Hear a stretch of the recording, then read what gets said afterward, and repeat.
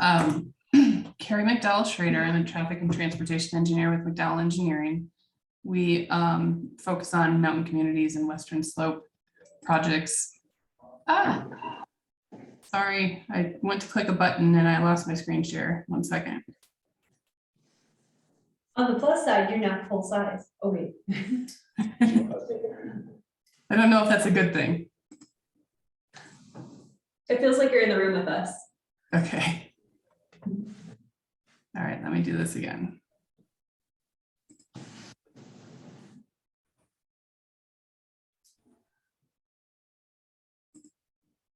And Jason, these first few slides are actually kind of big picture. If you might want to do a bit of an intro, let me share my screen here.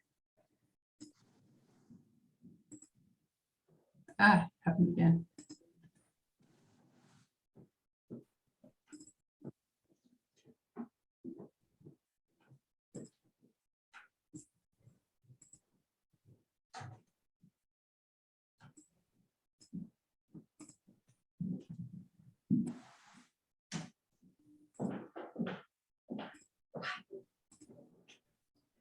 Okay, can you see the slideshow?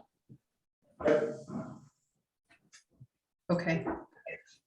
The first 6 slides are kind of just an intro talking about our focus team and our schedule of meeting dates and everything. So I was hoping maybe Jason, you could go through those.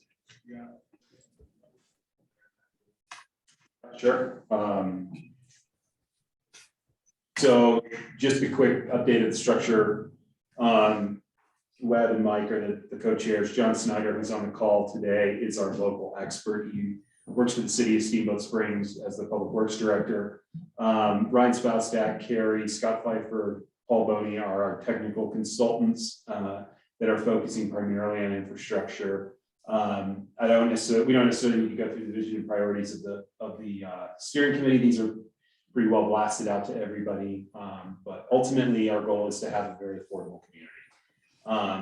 We are in this sort of place right now where we're doing a lot of analysis of what are the constraints, what are the opportunities, what's the community think about all of this. So we've got a very big process going on right now to make sure that we gather as much community input as we can, and also study the technical nature of the site that will ultimately result in some design later on in April. So today we're talking about traffic, and we've broken out these meetings to kind of focus on a particular topic each time. So, as we get into things like energy and efficiency, those ones are very, top of mind for a lot of people.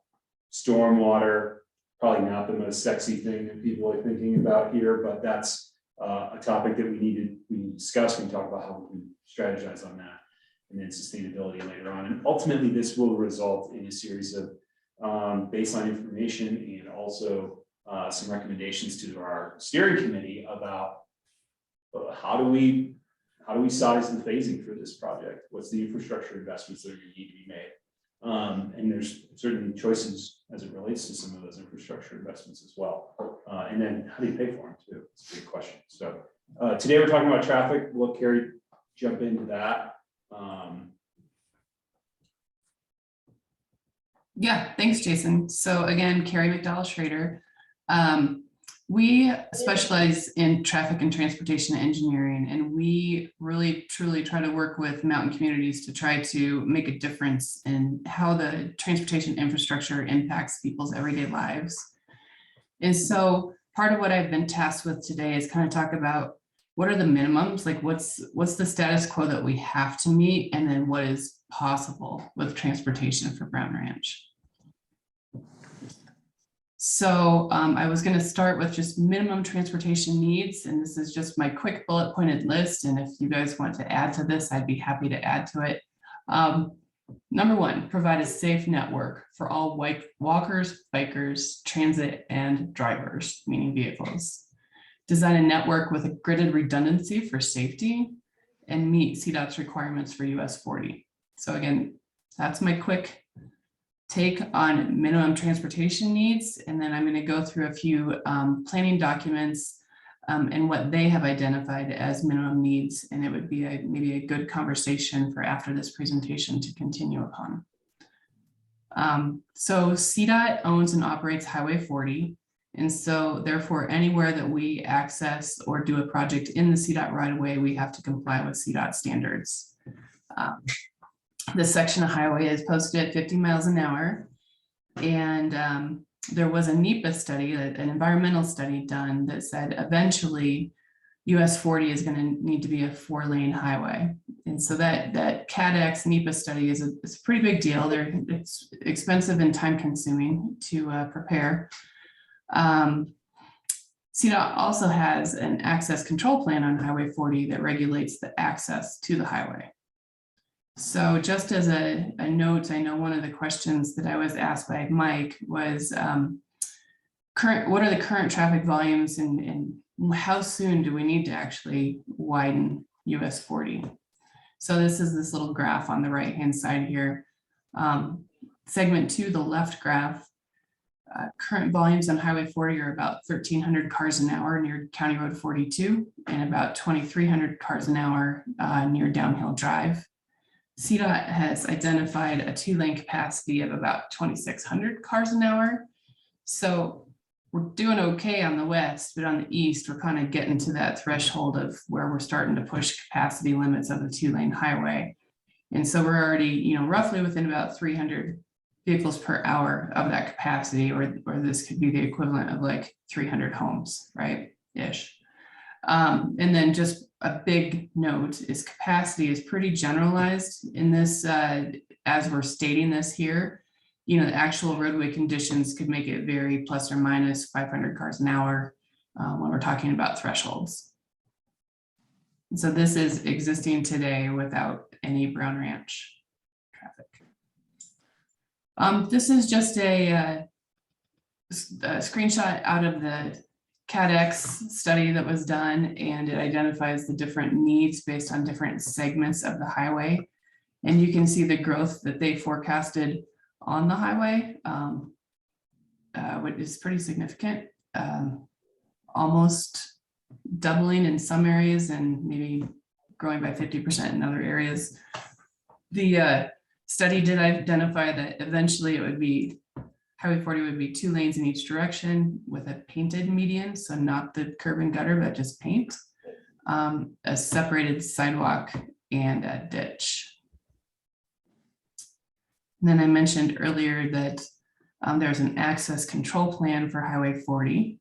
And so that access control plan was adopted by the city, Routt County, and CDOT, and it basically identifies future access control and spacing on Highway 40.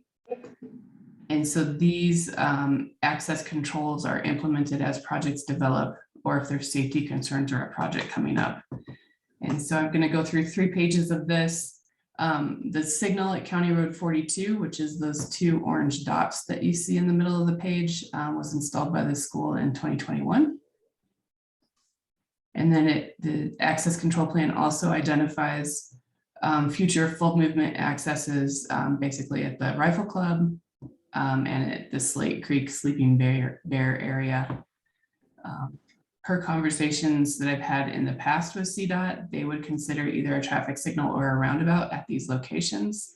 But before you could put in a traffic signal or a roundabout, you most likely have to have the development that would warrant that need, which could be something like a grocery store, a gas station, or 300, 500 homes, something like that. And then this is continuing to the east.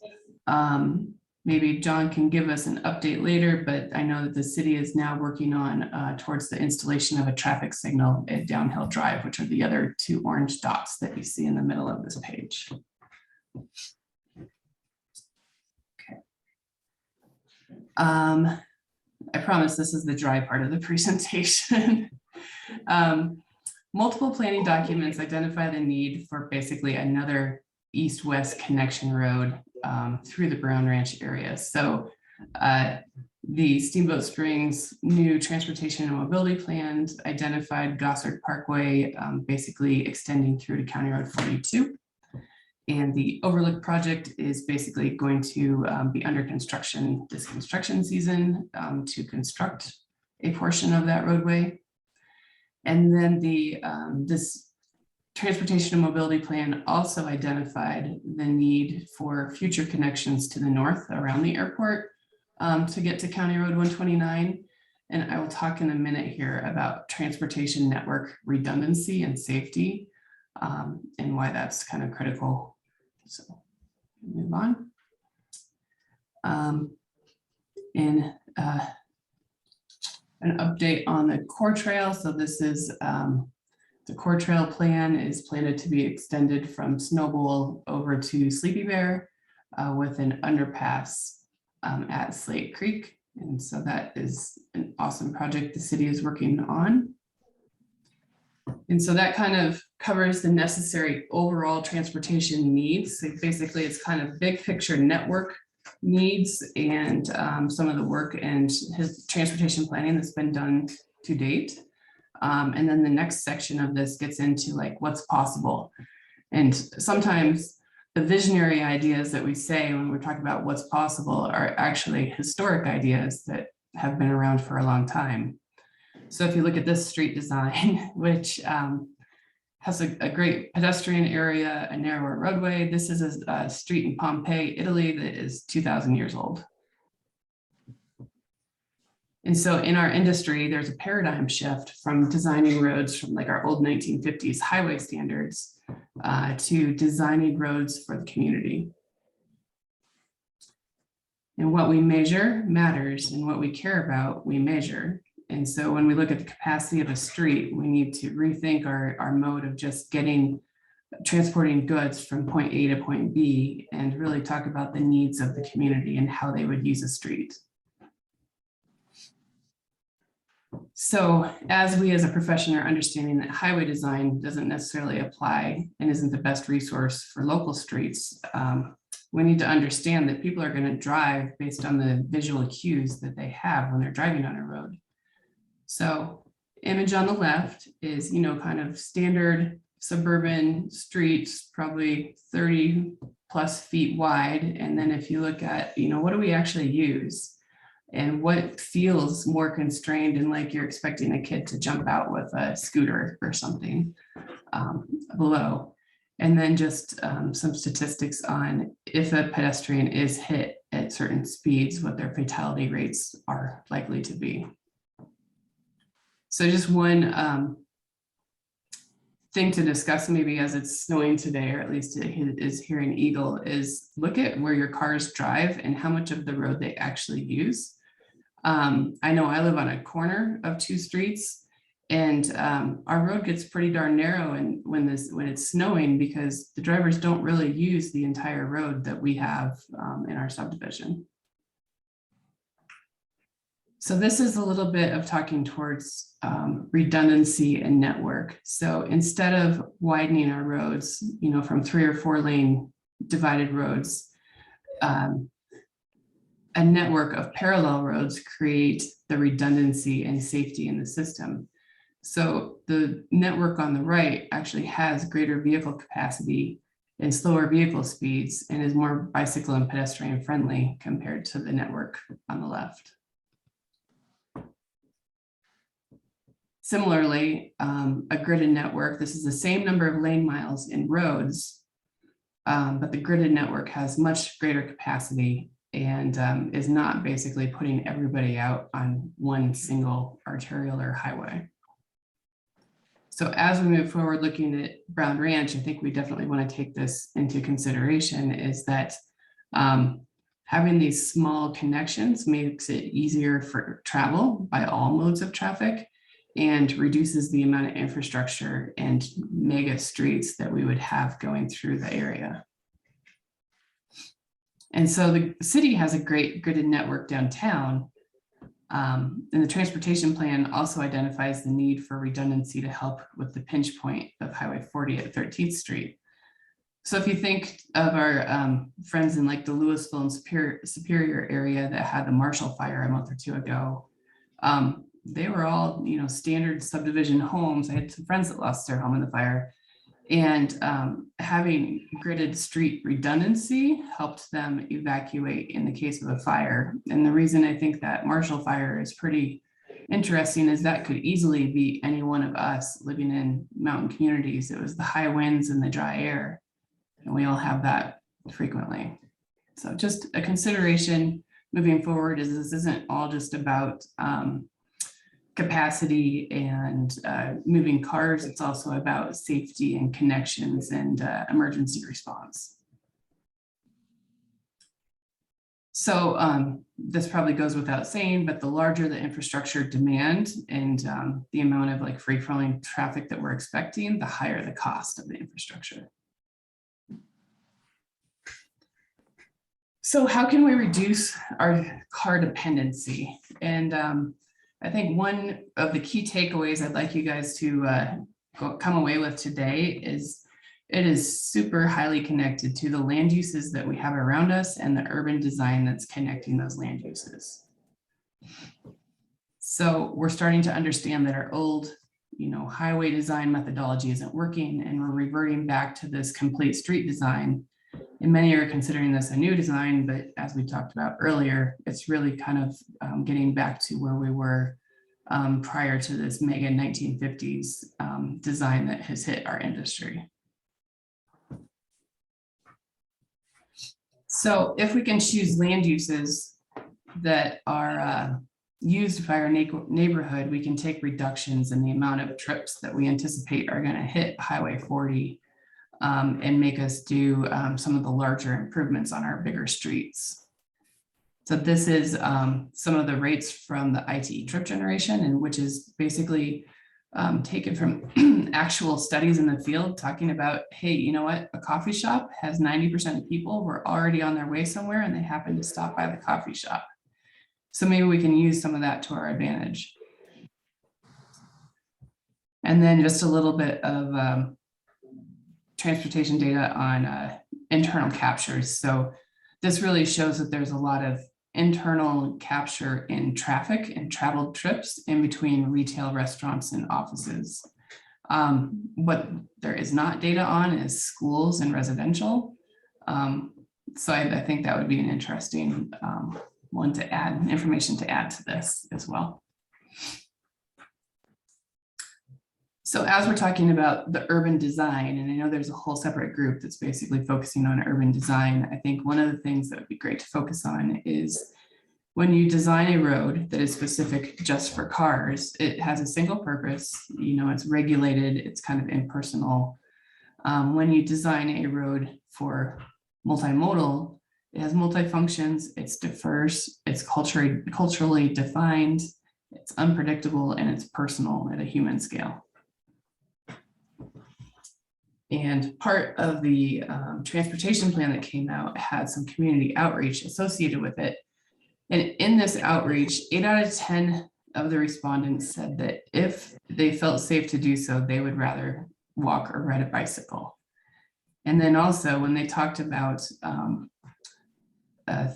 3 funding priorities, the number 1 was building bikeways. So I just thought that was interesting. How can we take advantage of that and use that desirability to our advantage as we move forward with Brown Ranch?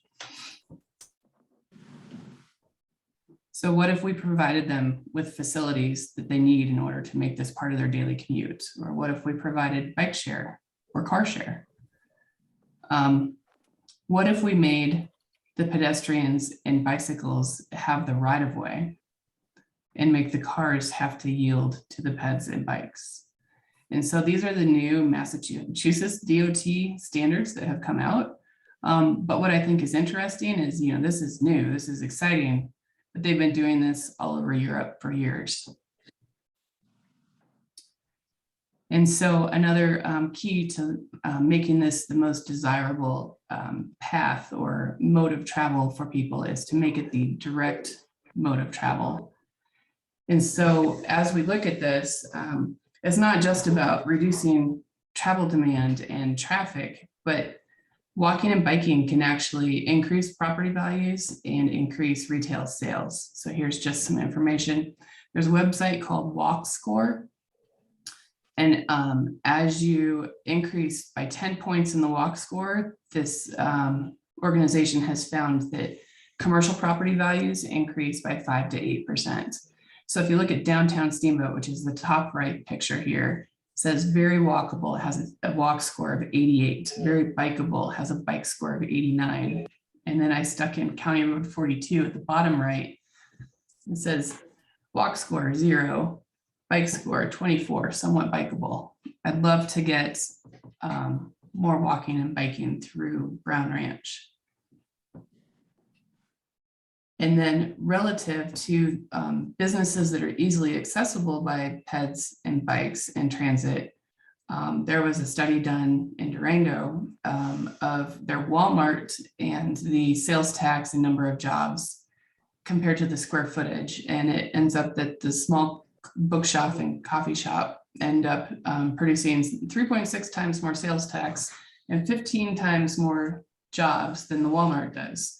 So as we're considering, what type of land use and urban design are adjacent to our streets, I think this is something to consider also. So as we are looking at these facilities and wanting to design, it's also important to keep in mind that many of the facilities now, like on-street bike lanes, are really designed for that somewhat confident or equivalent biker, but we would love to get to the point where we're including the full range of bikers, some of them that may be nervous about doing it or interested but concerned. So here's a picture. This is my 7-year-old son on the left and my 75-year-old mom on the right. And this is us biking through the Netherlands this past fall. And my mom, just of note, hasn't been on a bike in like 10 years, and she felt confident and comfortable with their infrastructure to get on a bike. So that gave her some freedom that she wouldn't normally have had otherwise. And what if we can make these facilities fun and interesting and provide the right number of parking facilities and basically make it the easiest mode of travel? And what if we make it the most direct connection, where we don't have to cross at major intersections and you don't have to worry about your 7-year-old crossing an arterial street? And what if we get to the point where the cars are the visitors on the road and the bikes and the pedestrians have the right-of-way? So Town of Vale has implemented quite a few advisory bike lane streets on their smaller local streets and had tremendous success with it, to the point that they're implementing more this year as well.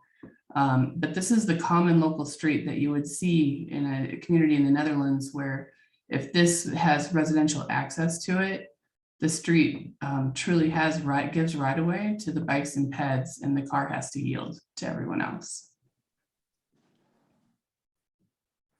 And then just a couple of other street ideas.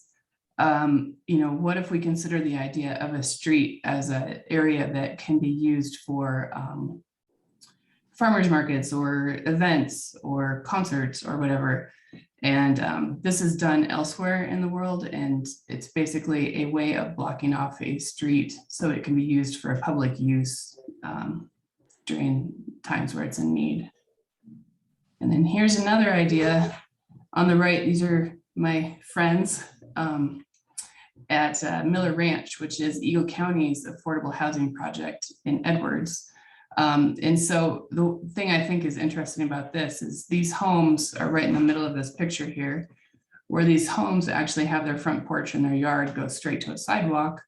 And that sidewalk then leads to the bike trail that you can see on the bottom left of this picture.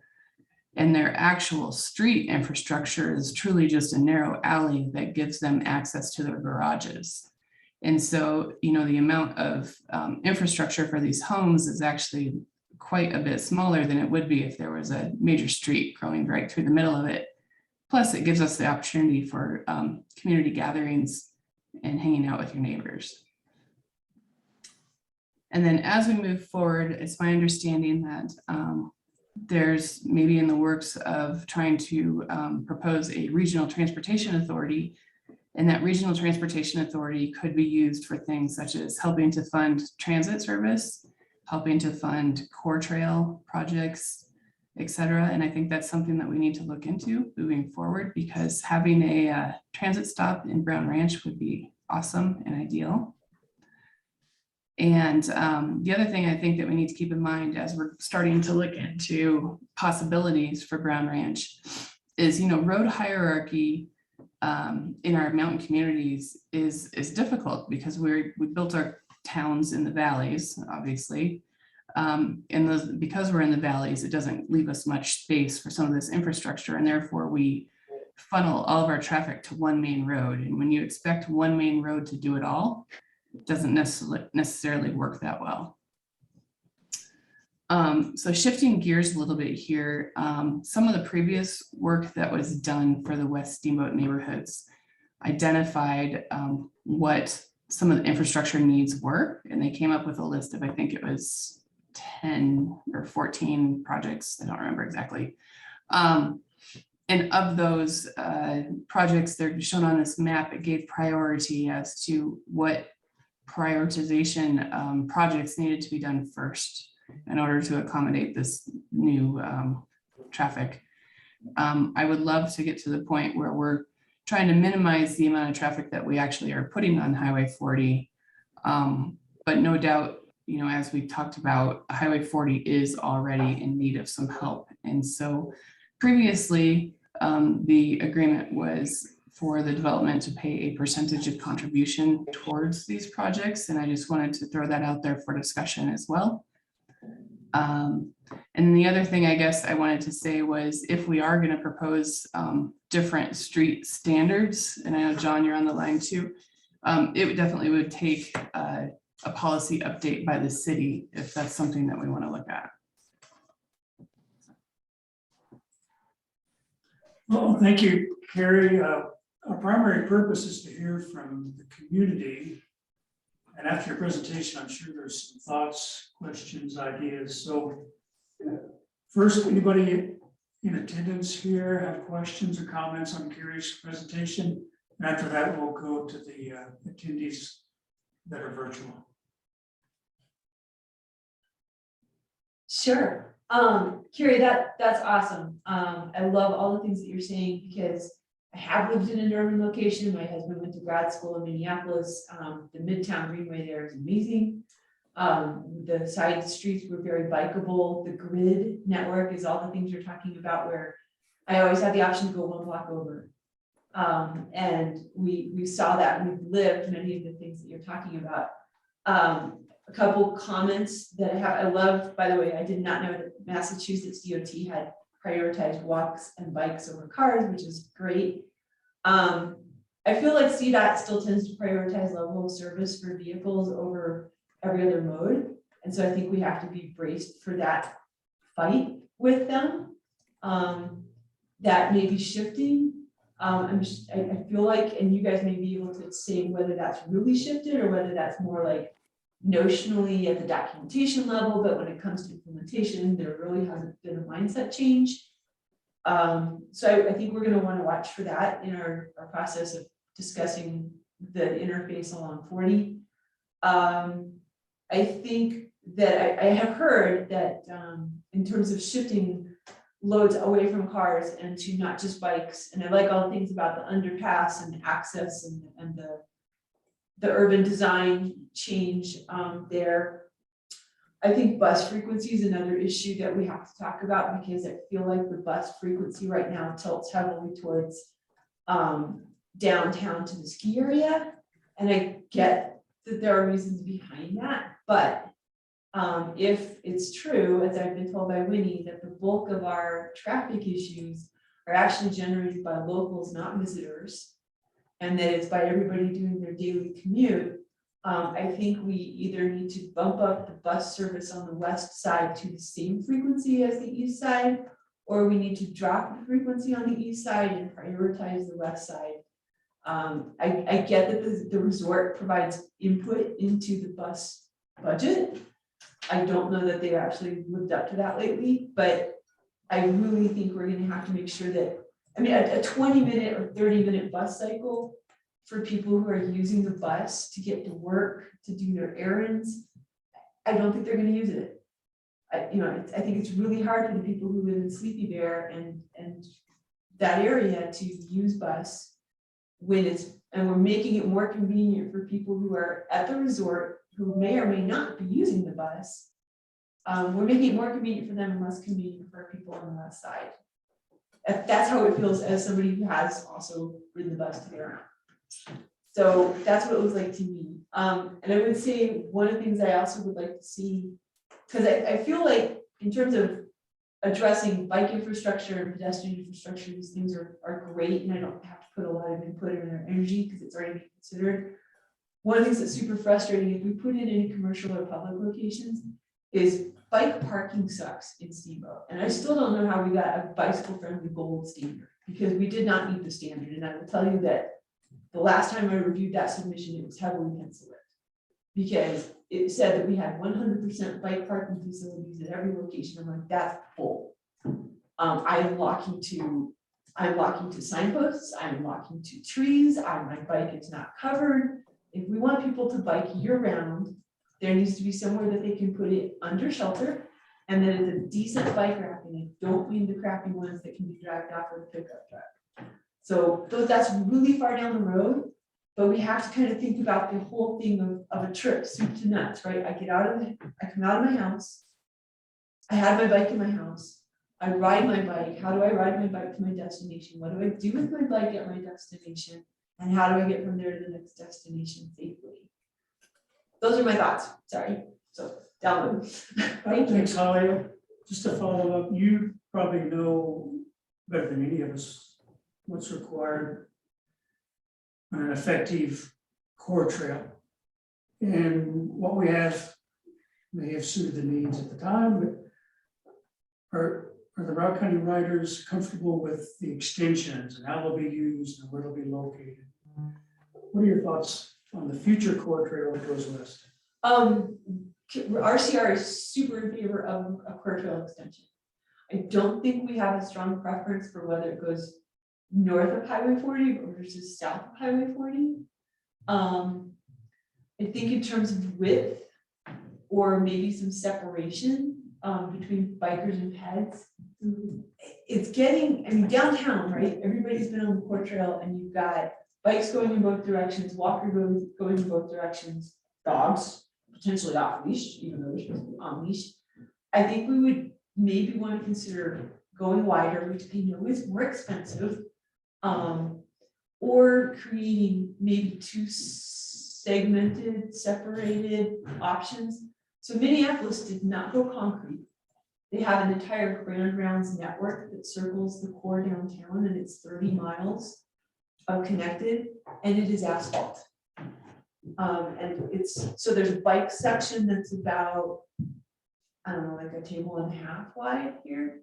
And then there's usually a walking section. Sometimes they'll crisscross and sometimes they merge and then they separate again. Maybe we want to go that route, and maybe we do it asphalt instead of concrete to reduce the cost. Because we're not landing a C5 aircraft on it. So it doesn't really have to be quite. They plow that with, and Minneapolis gets snow. They plow it with a pickup truck. They don't have like special little skid steers like the city's using here. And they do keep it clear, and it's actually prioritized pretty highly on their snow removal list. I think the Parks Department there also manages Grand Rounds clearance on all their bike paths, separate from Public Works and plowing, kind of like we're doing here.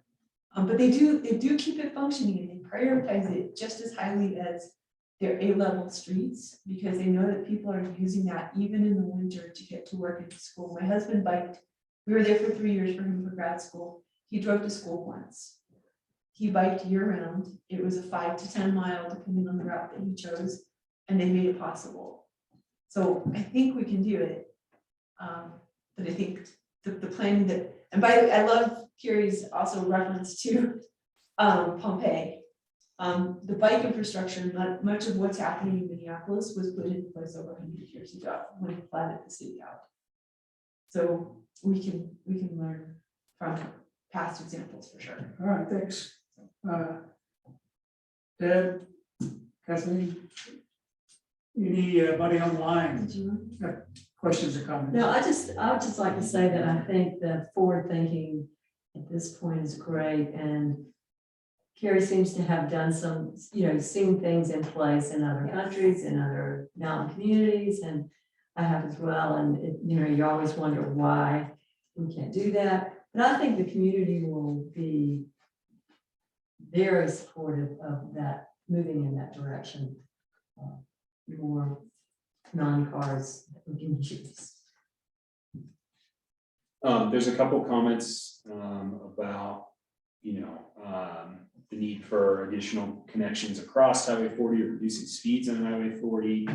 And just the fact that like multimodal means so many different things because we do so many different activities in this town. And it's totally true.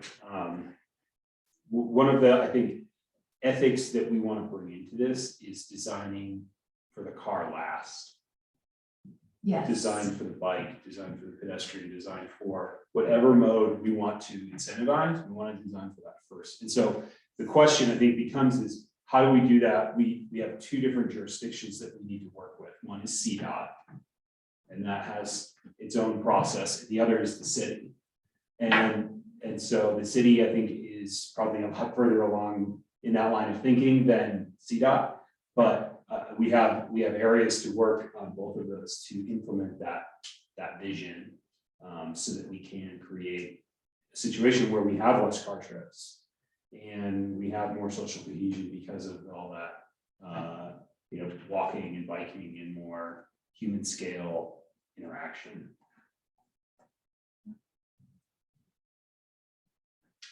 Anything else from our viewers, Jason? We don't have any, I sort of paraphrased some of the comments that we've seen. I'm not sure if anybody has anything they want to say. By the time where we have to look to John Snyder. Yeah, there's been a number of questions posed to me about the requirement of extending roadways to adjacent parcels and how obligated the Brown Ranch may be to build roadways or make provisions for roadways that go north. School has some interest apparently south, west. Do we need to start planning for those properties that are within the urban growth area, but no plans to develop at this time? Are there opportunities for reimbursement agreements? Should Brown Ranch build it, but sit there for a long time before it's used? John, does that make any sense at all, or what are your thoughts on that? Yeah, so there is opportunities for reimbursement agreements. If a developer builds a piece of infrastructure that other developers can then benefit from through city council ordinance, a latecomers agreement can be developed where subsequent developers then pay back the original developer. So that is a possibility. That other question sounded like requirements to extend roads to other properties. Yeah, do we need to make provisions for those abutting properties that will someday be developed within the city? Do you leave it right away? Do you build the street?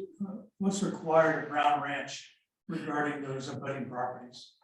You'll love this answer, but the answer is it depends, and I apologize for that. But so as a matter of policy, if a property is within city limits and there's a vacant piece of property also within city limits, then the one property does have to extend the road so that it is available for the other property. And so forth down the line. Once you get to the city limits, it's a little bit different discussion because if it's a city limit line and an urban growth boundary line, then essentially the public process has already said that there is not to be development on the other side of that line. So in that case, there probably wouldn't be a need to extend a road to that particular piece of property. So I guess it's a matter of taking it on a case-by-case basis and saying, what is the future development potential of that adjacent property?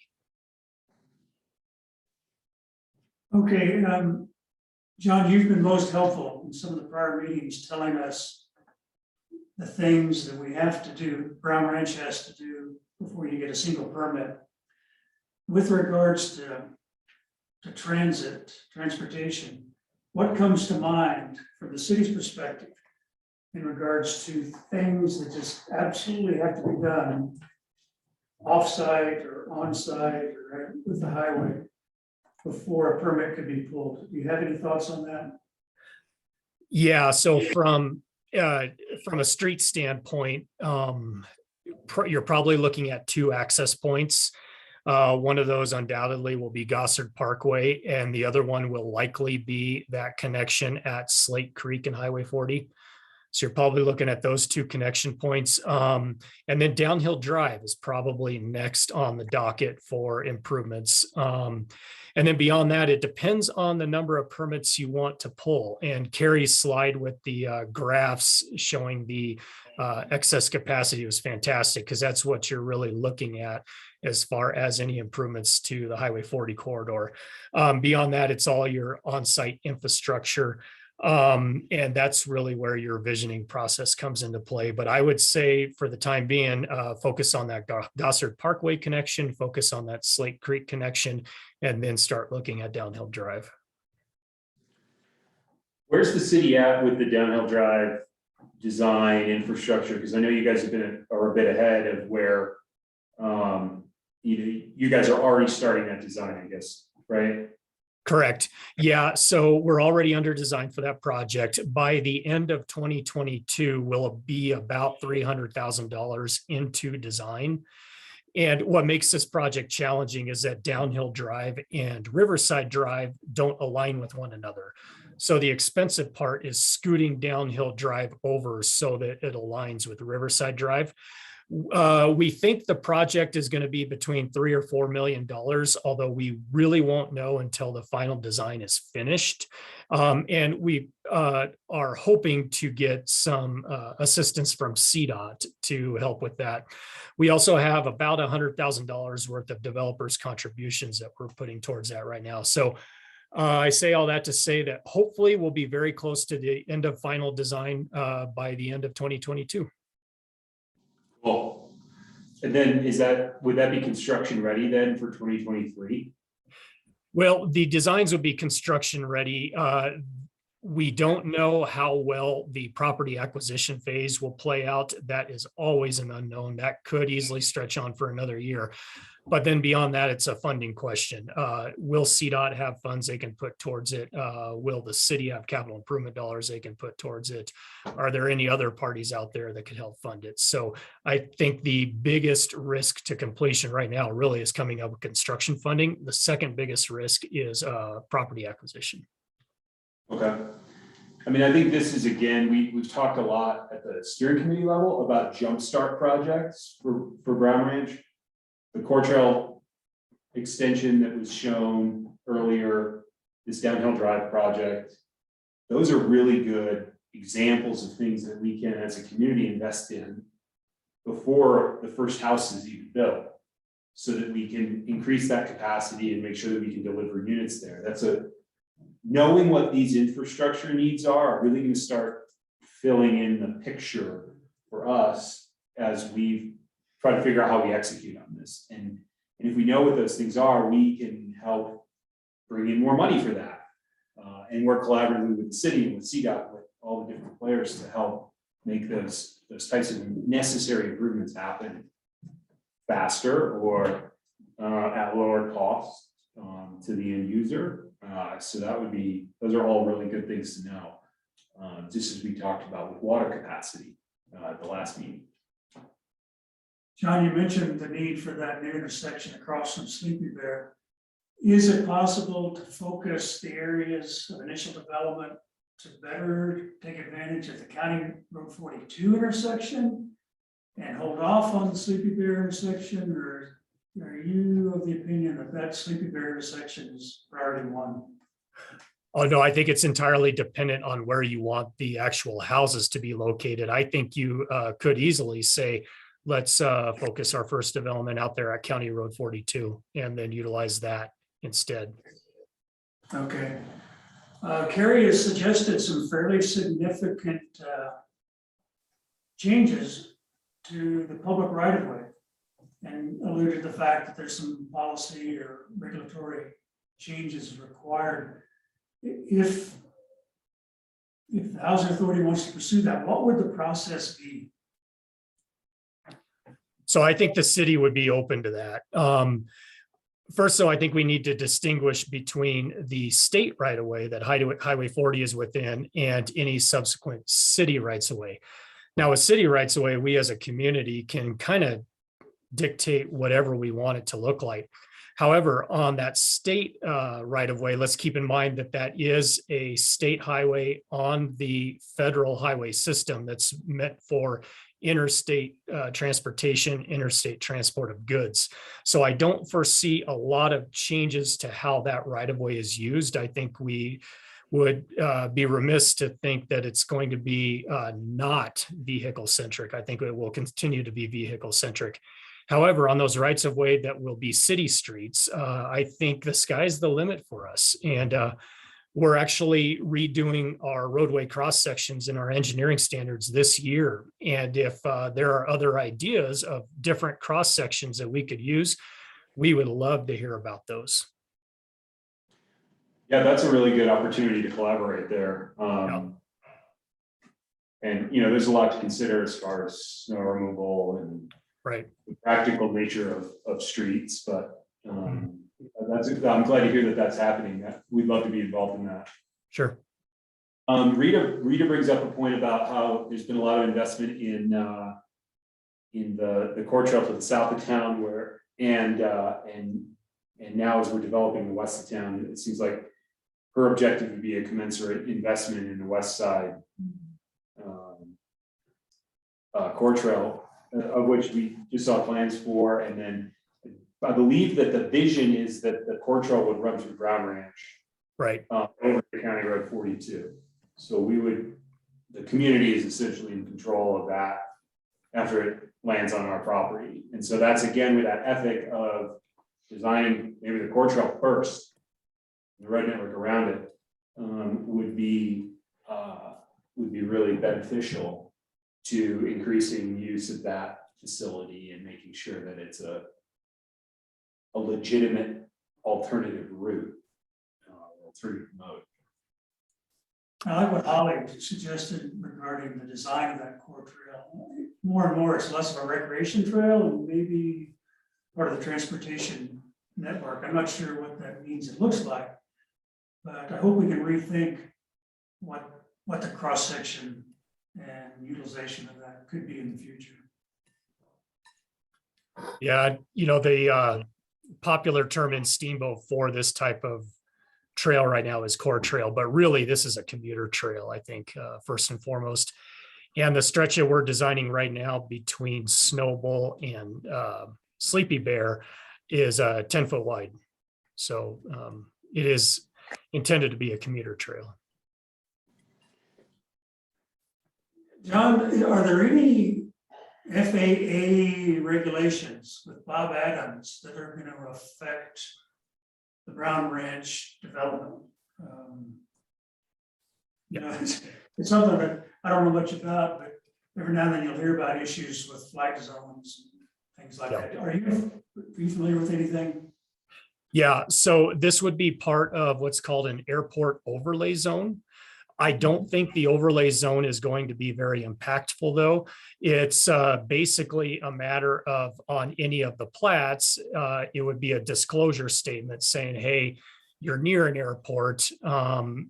Don't complain if the planes are too loud. That's kind of the gist of it. But I don't really see it affecting what you can build. Good. John, one of the requirements at 700, I think, was some sort of public works capital contribution. Is that standard? Is it part of negotiating the annexation agreement? Would it apply to the Brown Ranch? What do you think about that? That's all part of the negotiation. So with 700, what they did is they looked at the additional lane miles of roads, determined how many additional plows would be needed and how many additional other facilities may be needed. came up with a concept facility and then costed it out. So it's all part of the negotiation. And is that phased, upfront? How do you go about paying that if it's? Yep. part of the 700 price? had it phased. Yep. And then 700 did have a little bit different perspective on it than we currently do. 700 anticipated an entirely different public works facility located out west.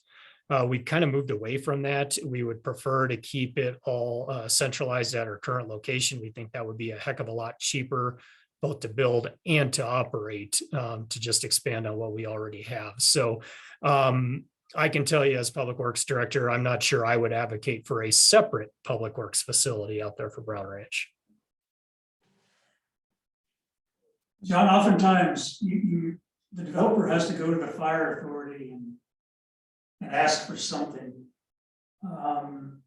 Width of roads, turnarounds, radiuses, dead ends, things like that, oftentimes are under the purview of the fire district.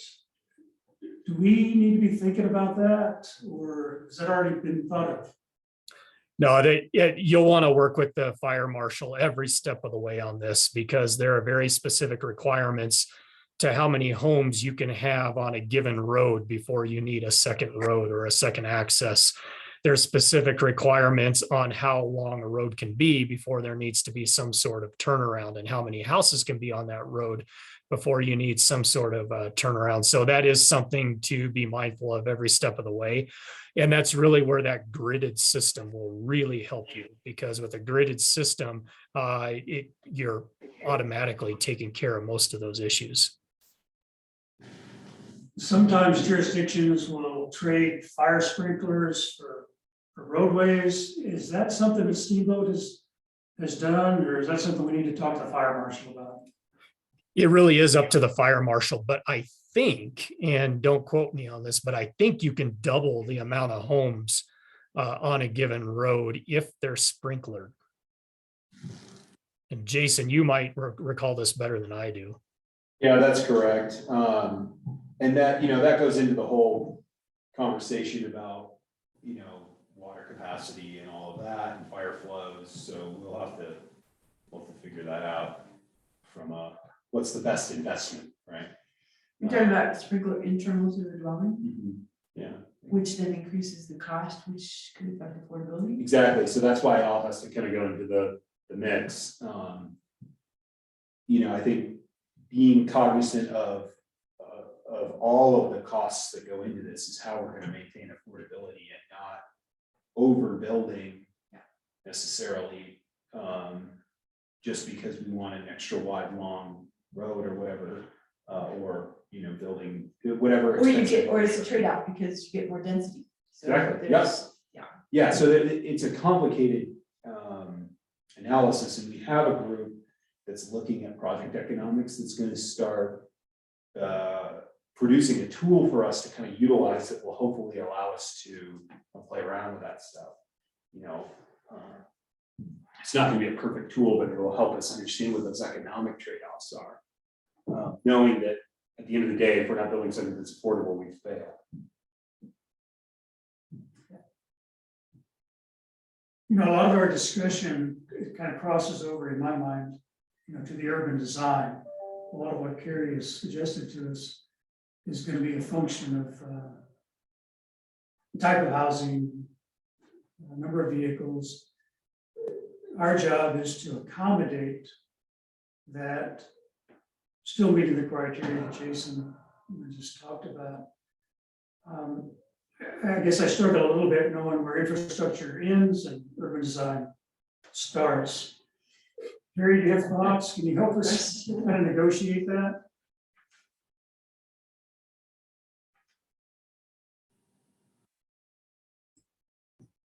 I think to me, it's really the same thing. I think when we get to Highway 40 and maybe our main access roadways, like connecting to Highway 40, that's more infrastructure and it becomes a little more black and white. But internal to the site, I think, as John said, let's be creative and work with the city on some sections and how to make this work. So I was interested in sitting in on some of the urban design discussions too, just to see how those are going. Yeah, and I think it's important too, as we plan for other commuter options, we can't have a gap. You know, this is, we can't just focus on just Brown Ranch and making sure that Brown Ranch is sustainable and connectable. If there's a hole that somebody has to do something sketchy to get downtown, we have to make sure we're connecting. So the core trail is vital to that, or whatever we're gonna call it, because Yeah, it may not even be the Yampa River core trail anymore. well, it's a good point, because if you think about the current extension of the core trail, it is unlike any of the other kind of attributes of the core trail. It's along the highway. It has a lot of crossings of accesses. And I think there's probably a good reason why they're taking that route, but I think there may be an alternative route that could be developed later that could kind of maintain that quality of uninterrupted flow that is needed to really make that the much more viable option. Yes. So yeah, that's going to be an interesting one. I know a lot of people are starting to think along the lines of a regional transit authority, which will then challenge us to plan for whatever facilities and bus stops and pullouts and widths and radiuses and whatever is involved in getting a big bus down a highway, and maybe even within the Brown Ranch roadways. I don't have answers, but it seems like where we're headed, we're gonna have to be cognizant of the fact that down the road, we'll need to accommodate different kinds of vehicles. I do like what we did with the yellow line though recently, of dropping that from a really big bus to a shuttle van. And depending on ridership, maybe that's where we start with this. I mean, yes, we need to plan long term that you can get a bigger vehicle, but maybe it's a feeder circuit initially with a smaller vehicle, and you connect at the transit center and offload there and go to something bigger. Yeah, for those that don't know, the yellow line seems to be a real benefit to the area that it's serving. It's kind of an Uber for people downtown to get a little ways, Up hillside, a essentially. little ways south. I don't know how far north they go, but John, is the city happy with the yellow line, or is it still too early to tell? So far, we're very excited. It's really starting to catch on. And for those that maybe don't know a little bit of history here, is we've had a yellow line for many, many years, and it was a fixed route bus system with some on-call stops along it. Over the last 2 years, it's been terribly inefficient. So we've recently converted it to the yellow zone. And with the yellow zone, we contract out that service to a private entity. And like you said, it is essentially a Uber service that is publicly funded. We've heard a lot of comments, especially up at Hillside Village Apartments, of which the Housing Authority owns, about how essentially unusable the original yellow line was, with 1 hour service up to that area. I applaud you guys for thinking differently about that. That's really cool, and I guarantee it's going to be more usable.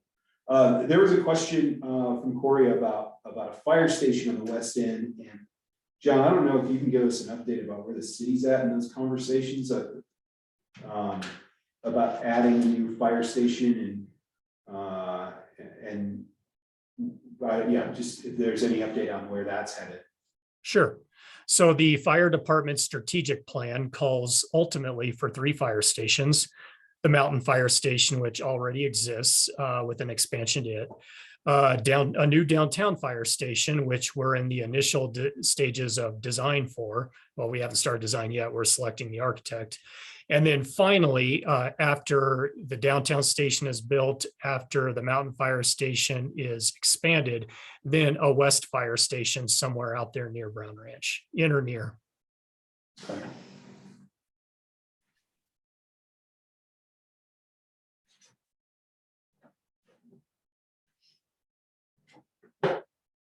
Well, we've got a little bit of time left, but I think we've addressed a number of issues. John, while you're available to us, what are we overlooking? What advice would you have for this committee, for the steering committee, for the Brown Ranch in general, with regards to the transportation issue?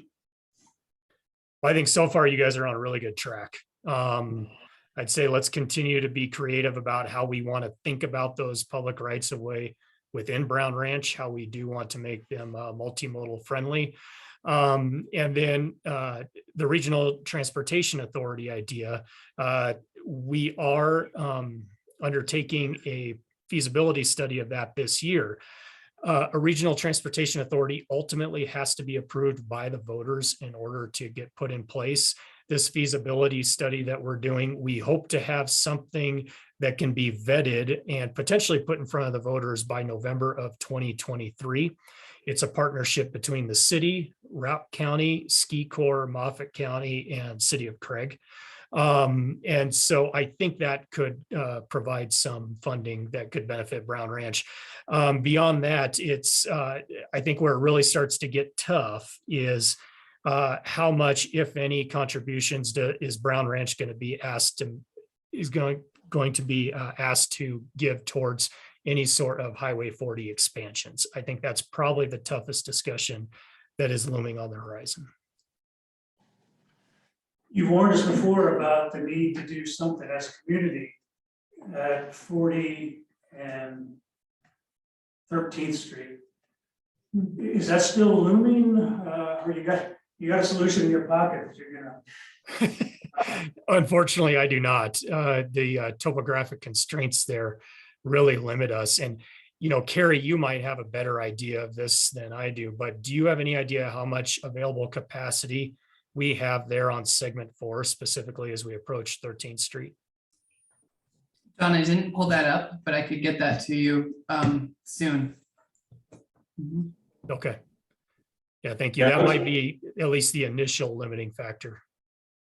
And that was part of the transportation master planning process that the city just recently went through, and one of those identified improvements was actually taking Holson Parkway Yes. through to 13th Street, which means blasting through a mountain. And so that's no small feat right there. And, you know, that's been talked about forever and ever as a pinch point for the community. And how do you solve it? I think it takes just a lot of money and a lot of guts. John, is that a bottleneck that we will someday have to resolve before we go very far with the Brown Ranch development? I don't think this is something that it would be Brown Ranch's issue to solve. This really is a community issue. And like Jason said, the most readily apparent solution to this is blasting a hillside, building a road from basically 13th Street over to Howelson Park, right there along the railroad. I don't see that being looked upon favorably by the community, because this community loves Howelson Hill, and I don't think they want it to change one little bit. It could be one of those things where we just decide we're going to live with this pinch point.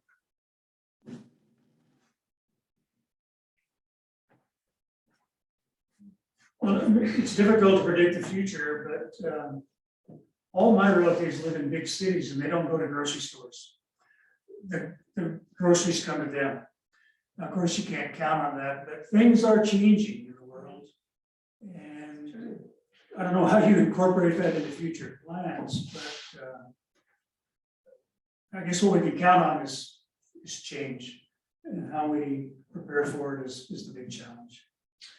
I think your comment about groceries is super interesting, because one of the comments I see over and over again is people want a grocery store on the west side. And obviously that's not something that, you know, the city or, you know, or staff are going to put in there, right? There's no them in charge of creating grocery stores, and you could just apply to them and they will put one in. But I think that it could drive enough of a market that a retailer might want to put one there. And I think that I'm hoping that somebody out there is planning potential space for one, because that will also reduce those number of trips and reduce congestion on 40. Definitely. So that we'll have tons of side benefits there if that's available. And we want to make sure that we save room for that. Yeah, that was one of the things that Carrie was mentioning was that, like, you know, and I think everybody understands this academically, is that, you know, if everybody has to drive to Safeway to get a gallon of milk, like that is just the worst outcome possible. Yeah. You know, we want to be able to have that facility there to reduce trips, and that's part of traffic domain management. So that's where the urban design, land use, transportation stuff all starts getting weaved together, and it's hard to talk about them independently. Yes. But I appreciate what I'm talking about, thinking towards the future, because that's what we're building for, is, you know, we don't have this crystal ball, but we sure as heck know that there's a lot of investment in grocery delivery that's happening right now. Yeah. And also in autonomous driving and all of that, car services that you don't have to own your own car are coming at some point in the future. That could totally change how we approach cars in general. And so all of that is on the table. I think that definitely affects maybe planning for car storage, right? Yeah. Where we don't have to have a ton of parking options. That'd be great. I'd be hesitant to put a lot of weight in those for now, just because I think possibly the target demographic of the most likely residents are the ones least able to afford grocery delivery. So I don't know where to go with that, except that, I mean, we're empty nesters, and I'm still at the grocery store 4 times a week. So if I'm at the grocery store 4 times a week, then somebody else is going to be at the grocery store 4 times a week, and we want to make sure that they have that option without having to drive all the way through town. Yeah, totally. I absolutely agree, and I think that's why we want to provide we want to talk about the services that drive the most trips and put them right next to where people live. Work, school, grocery. And sports, but we can't move the sports complex. We can add more. So are the maps that were earlier and the 10 points of development that there were on that chart that was kind of small, are they somewhere where you could print them out or look at them? Are they online? I'm sorry, which maps? Well, in the beginning, there was a map of where the Ford Trail was going and the Oh, yeah. Railroad property is. Then we can forward you this presentation, Okay. so you can zoom in on it. Okay. Cool. I think it'd be nice from a bigger perspective if there was a way to post those somewhere on the Brown Ranch website, so somebody could go back and look at those. Yeah, we're actually working on providing that. So there's a whole host of background documents that we're compiling and doing a summary of, and that will then be just generally available. So we've basically, curated all of that information to try to put it in one place for everybody. And then these presentations that we're doing will also be publicly available. So yeah, we're Not yet, not quite. not quite. You're just a step ahead of us. Yeah. I think that's a great suggestion, because people who can't make it to these, Yeah. or people who are considering coming, if they can see the agenda in advance. Yep. Yeah, exactly. So that stuff is going to be, we're working on making that widely available. Yeah, and you have a website now, or Yep. that's coming with it. We have a website, yeah. I've got a little card here for you, so you can take that with you. Yeah, but I think Jason was referring to this. All of our technical consultants have summarized essentially thousands of pages of plans and documentation that relates to the Brown Ranch site and the surrounding context. And they've made these single-page summaries of each of those big documents that are in a book that I will post on our website today. It's just version 1 because we keep getting through this focus team process more documents that we should look at. Sure, it's a moving but- target. So that CAT-X study that she referenced, that's really critically important to transportation planning on the west end. Carrie has created a single page summary of that that'll be in the book. Yeah, and that's awesome, because I know people aren't gonna drill into those technical documents. Right, Well- but if they want to, they can. Yeah, we're gonna because some make those- people love that stuff, right? Like, some people really want to roll their sleeves up and get into the detail, and we want to create that opportunity. But The summary. 99% of us probably want the summer, the cliff notes. Those are critical on this, and having the slides. was Thank you helpful for. to- Then people know that their concerns, like, Carrie's presentation covered all the things that I would have wanted to heard ticked off, almost. So just for somebody else to know that those are already being thought of and considered and addressed means, they might want to say amen to that, but they don't have to chime in or feel like they've got it, stamp their feet, scream about it. Any other comments from the audience or? I think Rita, the only other comment is that Rita was mentioning that we need to tame the beast that is Highway 40. Because I think she's saying that, the high speeds and slowing that down will make for a better quality of life. Yes, and Mike, thanks for talking about how those meetings will be uploaded on the website. So.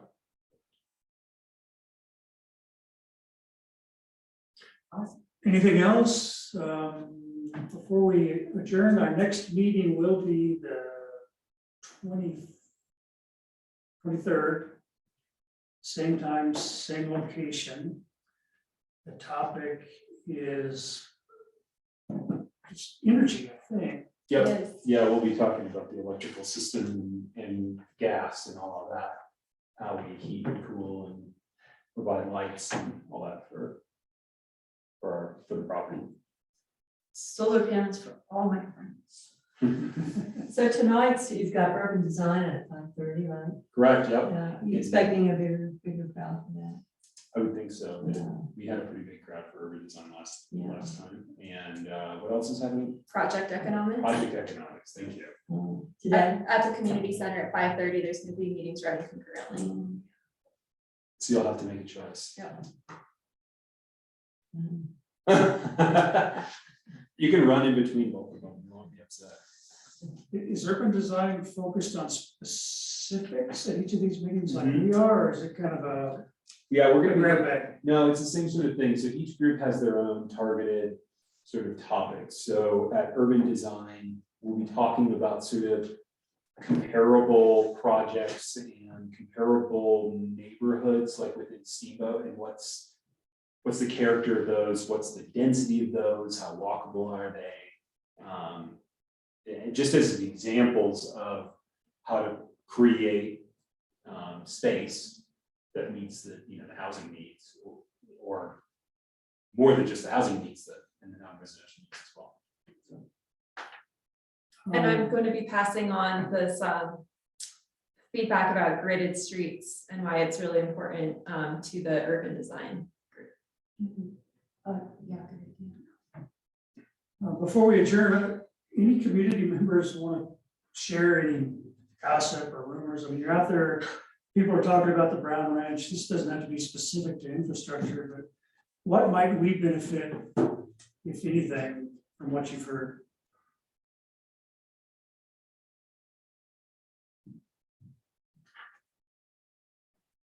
Not hearing anything. Yeah, I haven't heard anything. I need to catch up a little bit first, but is there a way to pass that on to you if we hear things? Yeah, we'll get you those cards and get the email address on the Okay, website. good. You can just shoot us your thoughts. Yeah, Yes, and I'd also encourage everyone to sign up for our email. You can, for the people who are online, just put it in the chat and I can grab your email, and people in person, we have a manual sign up sheet, or you can scan the QR code. But if you do that, you'll get meeting reminders and also a regular sort of summary of what we're hearing from all the different focus teams. okay, good.